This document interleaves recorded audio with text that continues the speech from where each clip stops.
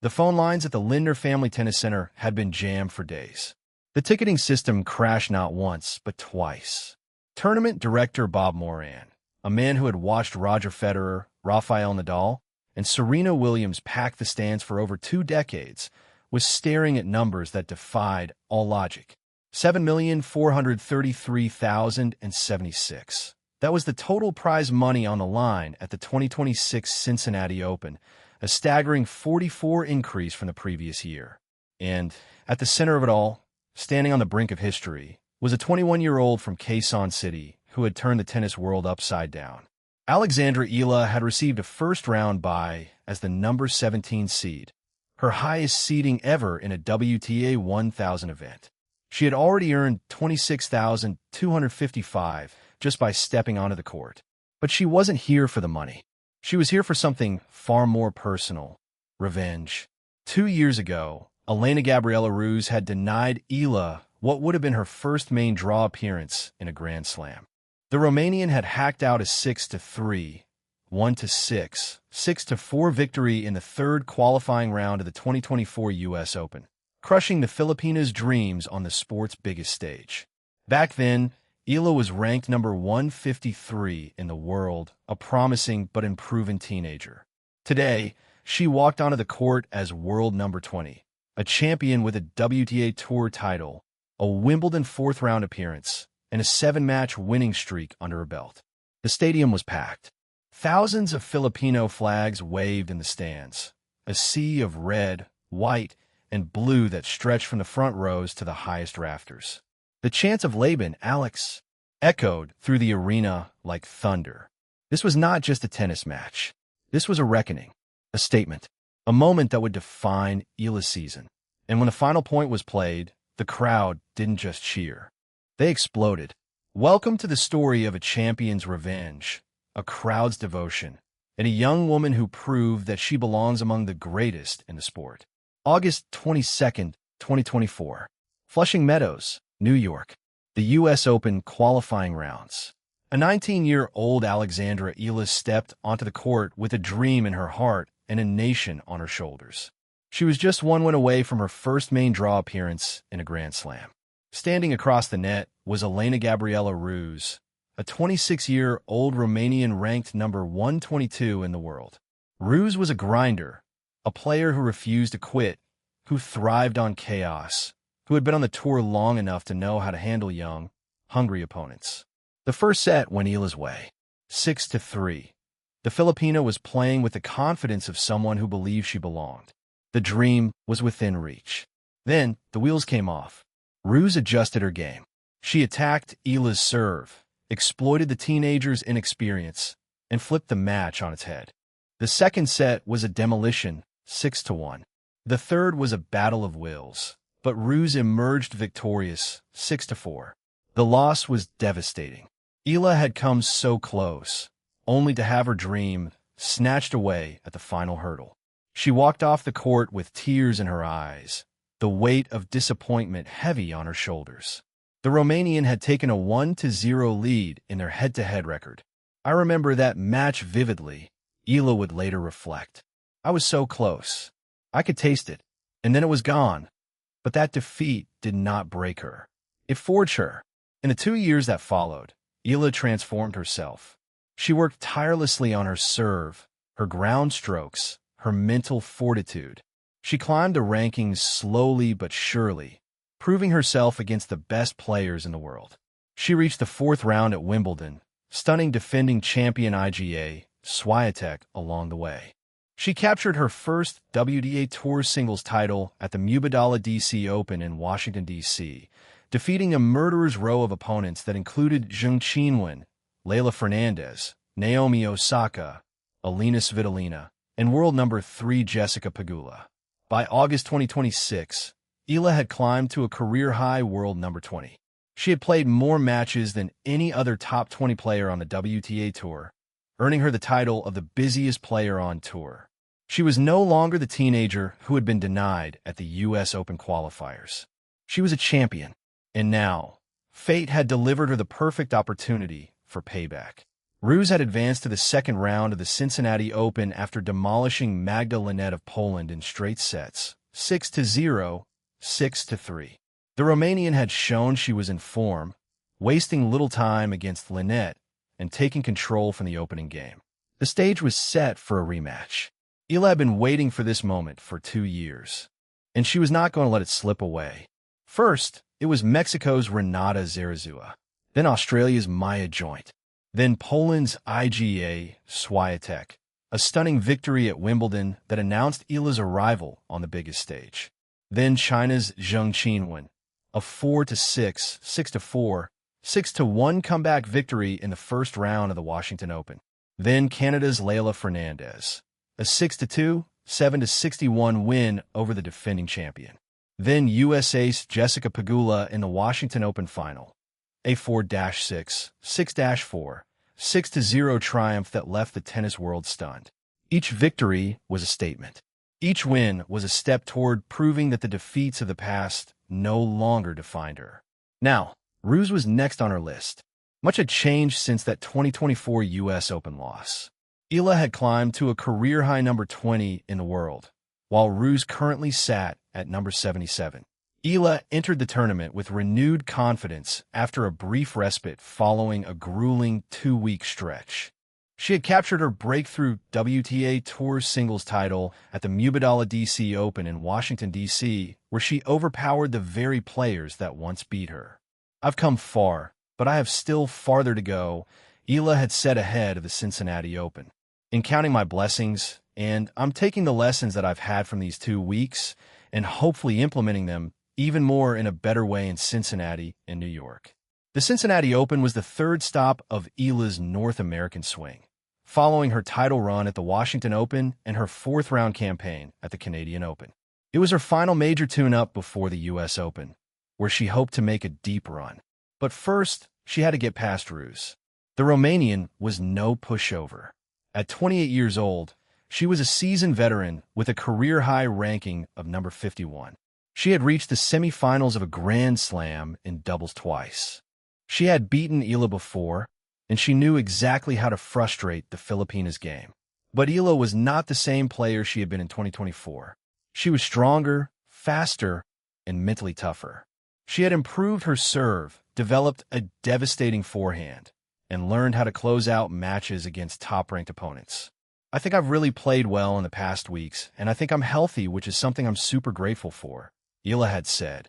"It's something that's obviously on the top of my priority all the time." With the first round by under her belt, Eala was rested and ready. The crowd was behind her. The nation was watching, and the revenge tour was about to continue. The atmosphere inside the Lindner Family Tennis Center was electric. The stands were filled to capacity with Filipino fans who had traveled from across the United States to support their heroine. One group of friends had planned their entire college reunion around a trip to Cincinnati specifically to watch Eala play. The friends are now based in different parts of the United States, but they coordinated their schedules, booked flights, and traveled across the country, all for the chance to see the Filipina star compete.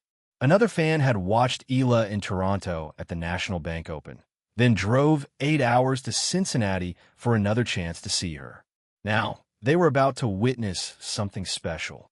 Eala walked onto the court with the confidence of champion. She knew what was at stake. She knew what this match meant, not just for her ranking, but for her legacy. From a very first point, Eala took control. Her serve was dialed in.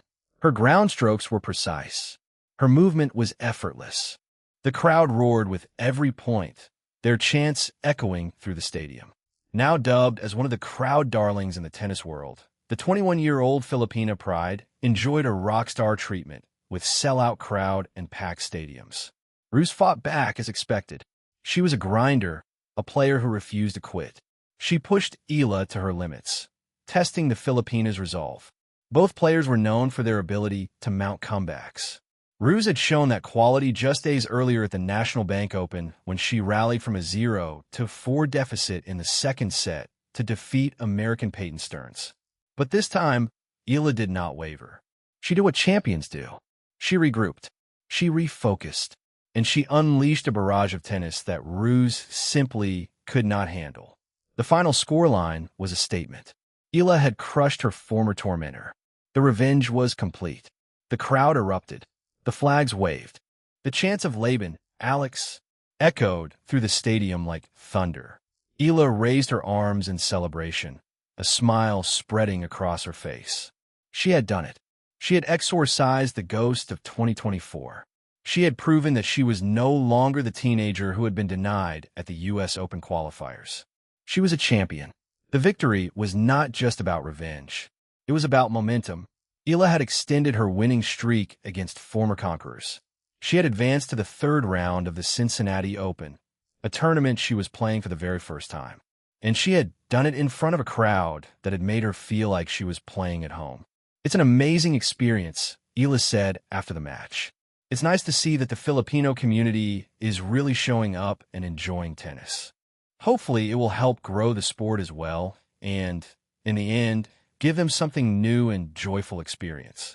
Maraming salamat sa mga kababayan natin sa lahat ng ginawa niyo mula sa Washington hanggang Toronto at sa lahat ng gagawin niyo pa. Parati kayong sumusuporta at nagdadasal, parati kayong nagupuupuy at kaya tuloy-tuloy lang akong magtatrabaho para sa inyo." The crowd went absolutely mad. The Cincinnati Open is one of the most prestigious events on the WTA calendar. In 2026, the total prize money had skyrocketed to $7,433,076, a 44% increase from the previous year. It was a testament to the tournament's growing status as one of the most significant stops on the women's tour. For Eala, the financial stakes were significant. Just by entering the tournament, she had earned $26,255, approximately $1.6 million. With her victory over Ruse, she advanced to the round of 32, increasing her prize money to $47,375, roughly $2.9 million. But for Eala, the money was secondary. What mattered was the opportunity to compete against the best players in the world on one of the biggest stages in tennis. The Cincinnati Open features an expanded 96-player singles draw, with 32-seeded players receiving first-round byes. It is the third-largest tennis event in the United States, behind only the U.S. Open and the Miami Open. With 1,000 WTA ranking points on the line, the tournament is a crucial stepping stone for players looking to make a deep run at the U.S. Open. Eala's victory over Ruse set up a third-round showdown against either her close friend Zeynep Sönmez of Turkey or world number 10 Amanda Anisimova of the United States. A deep run in Cincinnati could also set Eala up for a series of rematches against top 10 players. A potential showdown against reigning Wimbledon champion and 6th-seed Linda Noskova awaited the Filipina deeper into the draw. Other notable players in her bracket were two-time Grand Slam finalist Amanda Anisimova, number 27 Clara Tauson, no. 15 Sorana Cîrstea, and 3rd seed Pegula. But the path would not be easy. Noskova had beaten Eala twice in 2026, 6-2, 6-0 at Indian Wells, and 6-2, 6-4 in the Berlin Open semifinals. Pegula would be seeking revenge for her loss to Eala in the Washington Open final. Eala, however, was undeterred. She had already beaten top-ranked players. She had proven that she could compete with anyone on any given day. And with the support of a nation behind her, she was ready to take on the world. "I've come far, but I have still farther to go," Eala had said, and she meant every word. The victory over Ruse was a milestone for Eala, but it was also a milestone for the sport of tennis. Never before had a player ranked outside the top 10 generated this kind of ticket demand. Never before had a player's matches been moved to center court simply because of the size of the crowd they attracted. Never before had a player's presence turned a tennis tournament into a cultural phenomenon. Eala draws large crowds, especially from Filipino communities abroad, helping to sell out tournaments and bringing new fans to the women's tour. Now, she not only comes to events as a legitimate force, but also one who packs venues to the rafters because of the strong support coming from Filipino communities abroad. In Washington, she had captured her first WTA Tour singles title at the Mubadala DC Open, feeding off a flag-waving Filipino crowd that packed the stadium. In Toronto, the 12,500-seater arena was packed with Filipino fans, bringing a typical Filipino Barangay Basketball League atmosphere to the usually hushed tennis matches. For the first time in 2 decades, the opening Wednesday night match was sold out. Now in Cincinnati, the same phenomenon was unfolding on an even larger scale. Fans had traveled from across the United States, from California, from Texas, from New York, from Florida, just to watch Eala play. "I've never seen anything like this," one fan told reporters. "She's not just a tennis player. She's our champion. She's representing all of us." Even the game's biggest stars had taken notice. Coco Gauff had welcomed Eala's impact as a big development for the women's tour. "I like that Alex brings a whole new demographic to the WTA Tour," Gauff said. Eala herself had been moved by the support. "It's an amazing experience," she said. "It's nice to see that the Filipino community is really showing up and enjoying tennis. Hopefully, it will help grow the sport as well and, in the end, give them something new and joyful experience." She paused, reflecting on what the support meant to her. Keep in mind that no culture can be summed up in just a couple of words. Filipino culture, and every culture in general, is very layered. It's very layered. So when we say Filipino culture, it's family, community, hospitality, love, and kindness. As Eala walked off the court, her victory over Ruse secure, the crowd continued to cheer. They had witnessed history. They had seen a champion rise, and they knew that this was just the beginning.